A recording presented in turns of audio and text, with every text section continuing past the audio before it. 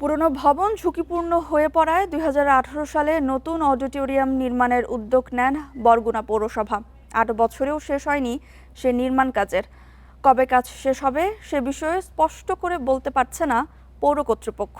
আর ঠিকাদারি প্রতিষ্ঠান ASC and এনটিজেবির অভিযোগ, বরাদ্দের টাকা অন্য খাতে ব্যয় করেছে পৌরসভা।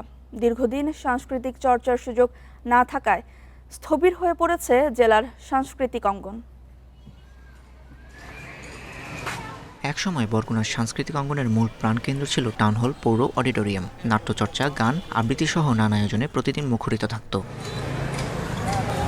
এডিপির অর্থায়নে ঝুঁকিপূর্ণ পুরনো ভবন ভেঙে ৫০০ আসনের নতুন অডিটোরিয়াম নির্মাণের উদ্যোগ নেয় বরগুনা পৌরসভা। অনিয়ম ও দুর্নীতির কারণে ৮ বছর নির্মাণ কাজ ঝুলে থাকায় চরম ক্ষোভ নাগরিক সমাজের প্রতিনিধিদের। জটিলতা নিরসন করে অডিটোরিয়ামটি চালুর দাবি তাদের। সংগঠনগুলো আস্তে আস্তে পিছিয়ে যাচ্ছে। এই পিছিয়ে পড়ার যে জায়গাটা, এটা কিভাবে আমরা কাটিয়ে উঠবো? যদি সাংস্কৃতিক কর্মকাণ্ড আবার চালু করা যায়, এই যে মাদক, এই যে কিশোর গ্যাং, এই যে সন্ত্রাসী কর্মকাণ্ড যে হচ্ছে প্রতিনিয়ত, এটা রুখে দেওয়া সম্ভব বলে আমি মনে করি।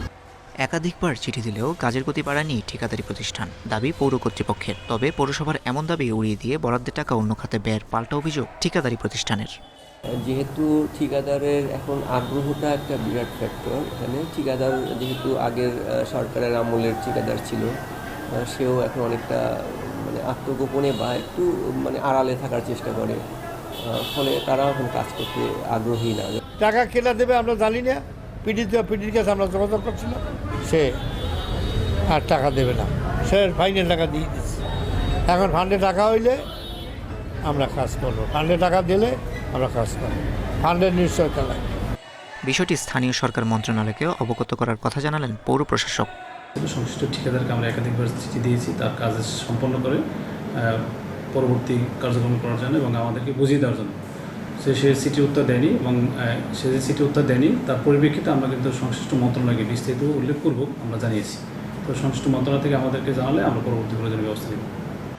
7 কোটি 2 লাখ টাকা ব্যয়ে এই প্রকল্পের 57% কাজ শেষ করলেও 68% বিল তুলে নিয়েছে ঠিকাদারি প্রতিষ্ঠান। 2020 সালের আগস্ট থেকে মুখ থুবড়ে পড়ে নির্মাণ কাজ। Independent news.